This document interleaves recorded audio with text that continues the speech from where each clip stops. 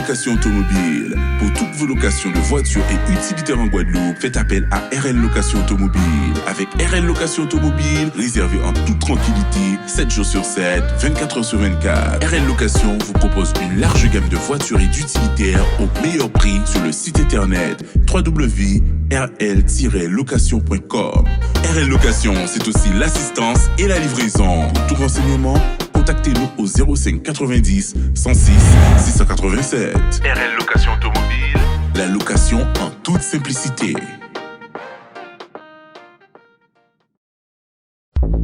Martinique Actualité.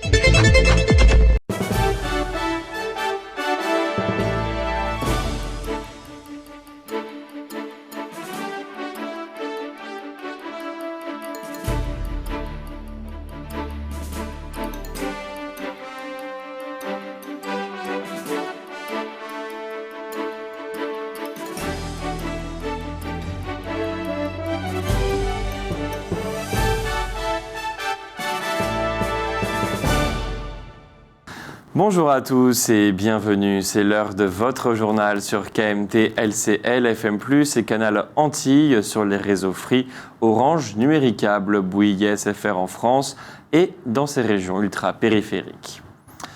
Votre sommaire, depuis le 28 mars, la chaîne de production de la brasserie Lorraine est arrêtée.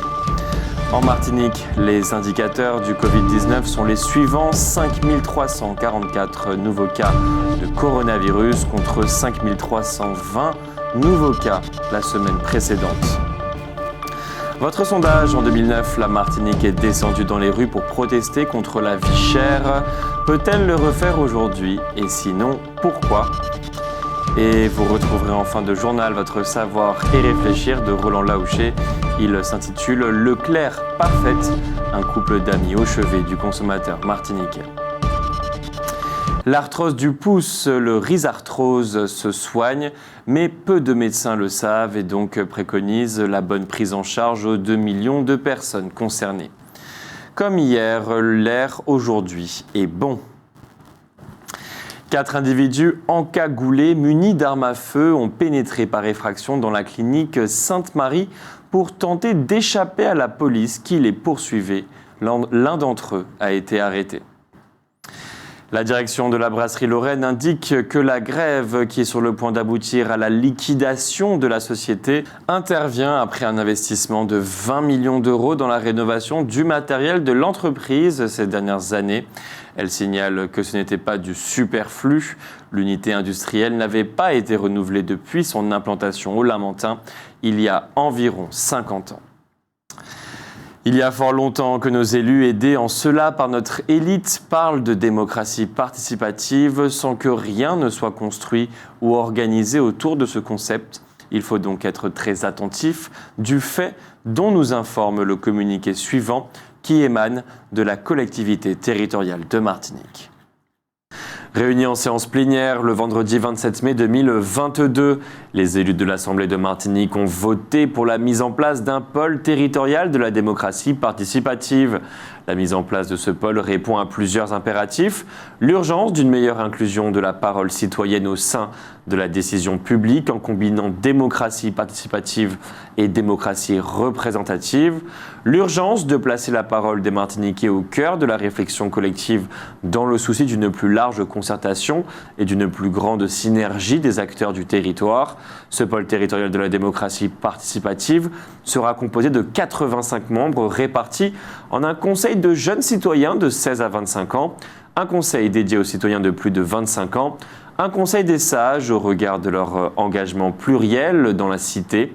Les conseils citoyens sont représentatifs grâce à des critères de diversité sociale, de diversité socio-professionnelle, de parité femmes-hommes et d'expérience de vie. Le mode privilégié de désignation sera le tirage au sort. Le pôle territorial de la démocratie participative tiendra aussi compte de la diversité des territoires avec une représentation du Nord-Atlantique, du Nord-Caraïbe, du Centre et du Sud. Ces conseils seront installés au cours du prochain trimestre. Fin de citation. En handball, les filles de l'Arsenal du Robert ont battu celles de l'Intrépide de Guadeloupe. Elles peuvent désormais rêver de titre national. Une médiation se déroule aujourd'hui, mercredi, au François, sous l'égide de Samuel Tavernier, maire de la commune. On espère qu'elle mettra fin au conflit de Carrefour Market. Le 31 mai, date où est célébrée chaque année la journée mondiale sans tabac, a été l'occasion de faire de la prévention face aux impacts directs et indirects de ce fléau sur la nature et par voie de conséquence sur l'homme. À cette occasion, l'équipe du service de tabacologie du CHU de Martinique a organisé des événements sur différents sites de l'établissement. Ainsi, de 9h à 14h dans les halls de l'hôpital Pierre-Zobda Kittmann, de la MFME, de l'hôpital Mangovulsin et de l'hôpital Louis Doumer de Trinité avaient été dressés des stands d'information. Les visiteurs du stand de l'hôpital Pierre-Zobda Kittmann ont pu bénéficier de la présence du docteur Jean-Marc Jérémy, qui a dispensé des informations sur l'hypnose comme méthode d'aide à l'arrêt du tabac. En amont, du 20 au 27 mai, le personnel avait été invité à participer à un quiz de 8 questions sur le tabac avec des lots à gagner. Elisabeth Borne a la réputation de beaucoup vapoter, c'est-à-dire de beaucoup fumer des cigarettes électroniques. En Martinique, les indicateurs du Covid-19 sont les suivants. 5 344 nouveaux cas de coronavirus contre 5 320 nouveaux cas la semaine précédente. Légère augmentation donc. Les nouveaux cas enregistrés cette semaine portent à 175 958 le nombre de personnes qui ont été touchées par le virus. Le nombre de personnes qui se font tester a diminué pour la deuxième semaine consécutive, alors même que le taux de positivité augmente pour la 7e semaine consécutive avec 32,2%. Il était de 29,9% la semaine dernière. Le nombre d'hospitalisations augmente légèrement, 29 contre 27 il y a une semaine, dont 4 en soins critiques contre 2 la semaine dernière. 5 nouveaux décès dus au coronavirus sont à déplorer. En Martinique, l'épidémie a tué jusqu'à maintenant 941 personnes. En résumé, chez nous, le taux de coronavirus ne décroît pas. Le taux de positivité est en augmentation de 2,1%. 45,3% seulement des Martiniquais sont vaccinés.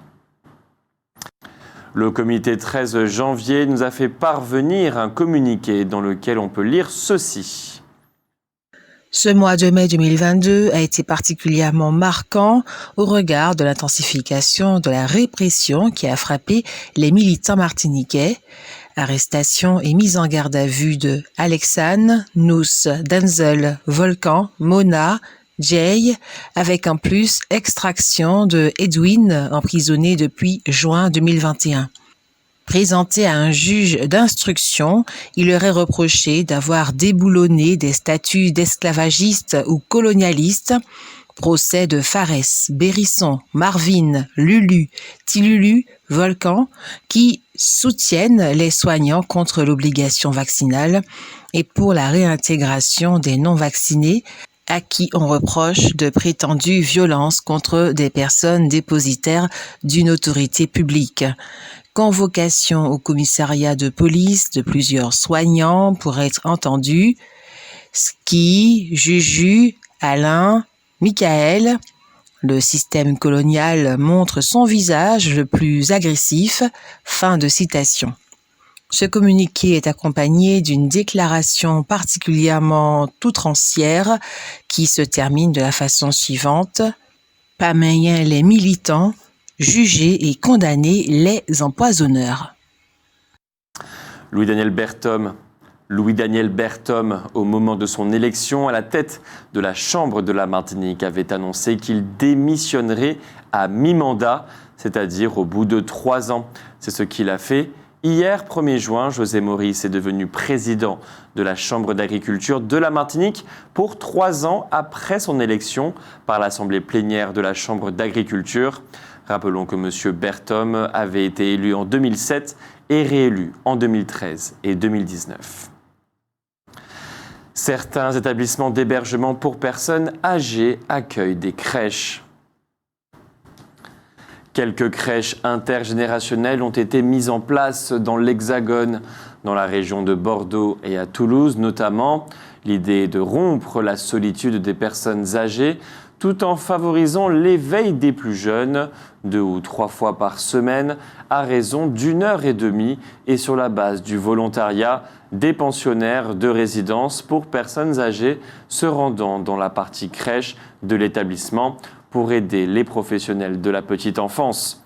Au programme coloriage, dégustation de gâteaux, séances de lecture, promenade dans le parc et même jardinage auquel chacun participe ou non selon son envie. Cela permet aux enfants d'apprendre la patience, la concentration et l'ouverture à la différence et aux seniors de transmettre à nouveau et de revaloriser leur expérience de vie.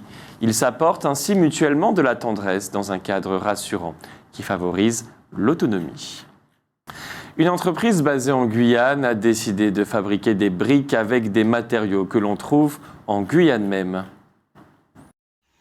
Ces briques permettraient de maintenir la fraîcheur et de contenir l'humidité à l'intérieur d'une maison.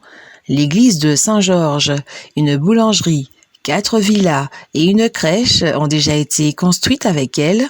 Le promoteur de ce nouveau matériau, Stéphane Lambert, dirigeant de la brique de Guyane depuis 2014, présente ce produit comme éco-responsable face aux méthodes utilisées actuellement. On observera que la matière première pour les fabriquer, le latérite, est récoltée dans une carrière à Mana, juste à côté de l'entreprise.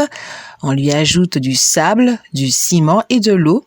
Cela donne une brique de terre perforée, encastrable en blocs qui constituent ensuite des murs qui peuvent sans problème être porteurs.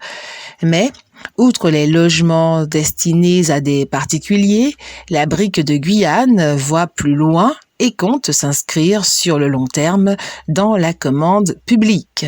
L'entreprise fait d'ailleurs partie des lauréats de l'appel à proposition Un toit pour tous en Outre-mer, lancé en juillet 2021 par le ministère des Outre-mer. Plusieurs esquisses de projets ont été envoyées au ministère. Stéphane Lambert pense également utiliser pour la fabrication de ces matériaux de construction la bagasse issue de la canne à sucre. En principe, ce sont 3 éoliennes qui seront installées au Makouba.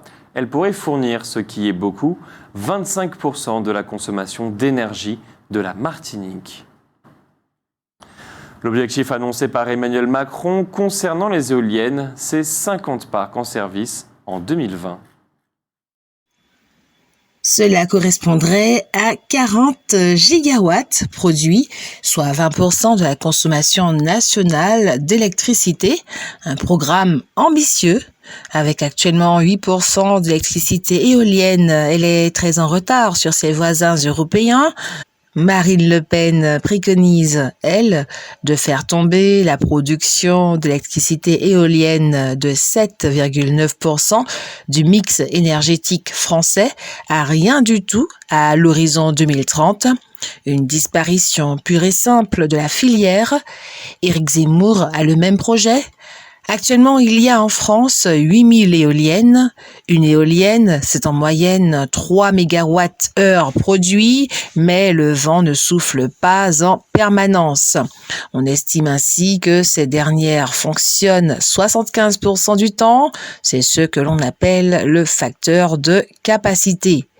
La quasi-totalité des parcs éoliens bénéficie de régimes d'aide de la part des pouvoirs publics, une aide économique qui a été contractualisée et qui s'appuie sur des dispositifs légaux.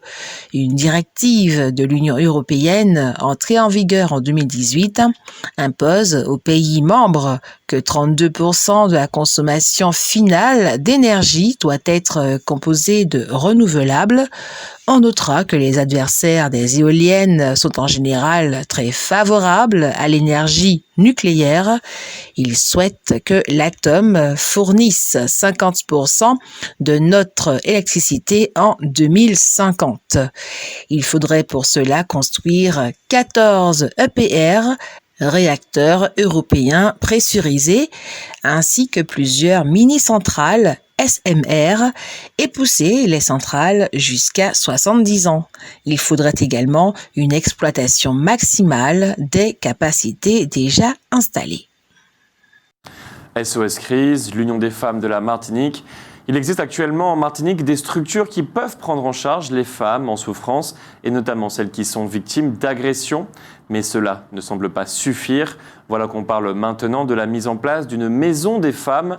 Elle aurait la particularité de proposer autant une aide médicale qu'une aide juridique et même des ateliers susceptibles de permettre la reconstruction des femmes qui auront fait appel à elle.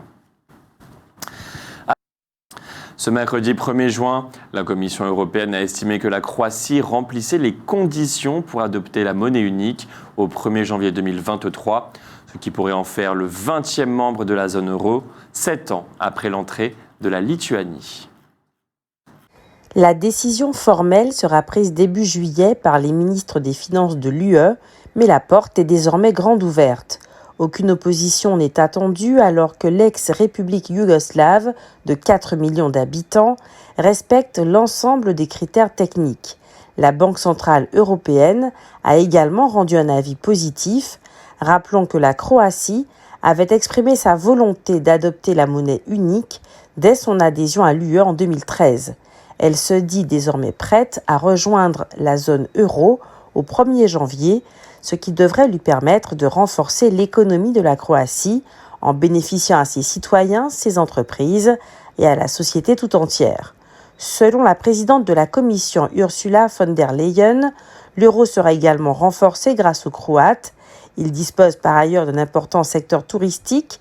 La création de richesses par habitant se situe à un peu plus de la moitié du niveau moyen de l'Union européenne, comme la Pologne et les pays baltes. Le taux de chômage atteignait 6,1% en avril dans la moyenne européenne.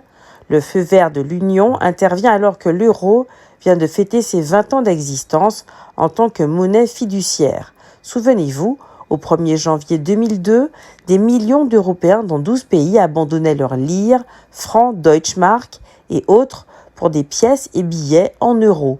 Ils ont été rejoints depuis par 7 autres pays.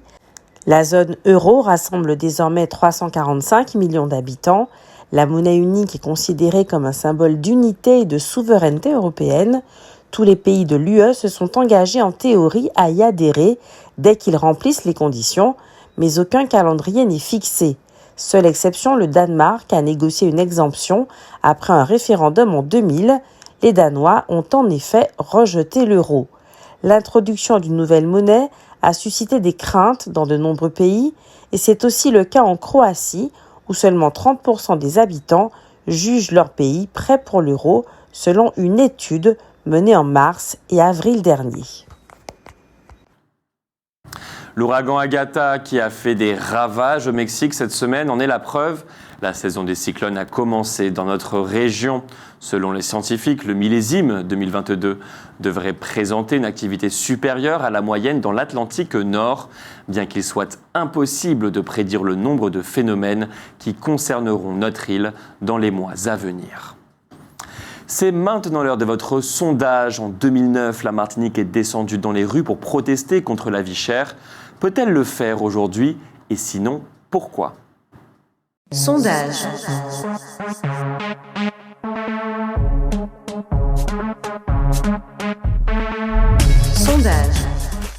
En 2009, la Martinique est descendue dans les rues pour protester contre la vie chère. Peut-elle le refaire aujourd'hui? Et sinon, pourquoi? Il faut refaire. Pourquoi? Parce que la vie devient de plus en plus chère. Et puis là, vraiment, nous sommes au bout. On ne peut plus vivre, on n'a pas d'argent, on n'a rien du tout. Alors il faut recommencer pour que l'État puisse voir qu'il manque de l'argent toujours. Pourquoi? Oui, je pense que oui, puisque comme on le voit maintenant, la vie est très chère ces temps-ci. On voit une augmentation des prix dans tous les secteurs, donc oui, on devrait se mobiliser pour. Alors, est-ce que ça va aboutir à quelque chose? On ne sait pas. Est-ce que ça va marcher? On ne sait pas. Est-ce que les prix avec cette histoire de guerre Ukraine et Russie, est-ce que ça va continuer? Est-ce que ça va s'arrêter ou je ne sais pas, mais est-ce que avec toute cette histoire de pétrole qui augmente, l'essence, tout et tout, est-ce que tout ça va aboutir à quelque chose pour que les prix baissent, pour que tous les prix baissent, pour que tout ça puisse mieux vivre? Voilà. Pourquoi? Je pense que la Martinique est capable de refaire ce genre de mouvement social. On était là pendant les blocages de novembre. Je pense qu'on n'en était pas loin. Et ça n'aurait été pas une mauvaise chose non plus que ça aboutisse. Oui, bien sûr. Et pas seulement en Martinique, également en métropole. Et je pense que ça peut démarrer à partir de la rentrée de septembre. Non, je ne pense pas. Parce que sincèrement, on n'a pas avancé vraiment. Il y a le bouclier, bas prix, etc. On n'a pas avancé vraiment. Et il y a eu trop de conséquences négatives. Peut-être qu'il n'y en a pas eu vraiment pour moi, personnellement, vu mon travail. Mais je sais qu'il y a beaucoup de personnes qui ont souffert, donc presque pour rien. Voilà. En 2009, la Martinique est descendue dans les rues pour protester contre la vie chère. Peut-elle le refaire aujourd'hui? Et sinon, pourquoi? Refaire, toujours recommencer la même chose. Bon, je pense que c'est Martinique qui a compris là. C'est parce que facile pour eux bouger. Parce que Martinique a levé comme ça. C'est comme ça. On ne va pas mener d'autres combats. On ne va pas mener d'autres combats. Parce que après, c'est les politiques qui ont fait le peuple là. Ce n'est pas un peuple là qui est levé pour dire il est ça. On va mettre ces boucles là, ces politiciens là, on va mettre là. Mais à présent, c'est votre député. C'est rare aussi, hein. C'est le député qui ça aura fait par peuple là aussi. Ça peut demander par peuple là. Alors, comprenez? C'est ça. On va pas penser que le peuple là est levé, la vie est chère. Je dis non. On sort du cas le cœur là, la chère. On ne peut pas faire autrement. Alors, on est accepté. Le gars dans la fin, moi, pas rien. On est tellement au commencement pour dans tout le bail là. Là, actuellement? Oui, là, actuellement, oui. Pourquoi? Parce que la vie est chère.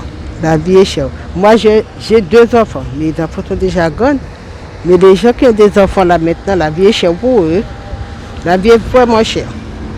Même pour payer la cantine, je te dis, le tout est cher. Tout est cher. Outremernews.fr, le site de l'actualité outre-mer, 24 heures sur 24 et 7 jours sur 7. Retrouvez la chaîne Outremer News sur YouTube.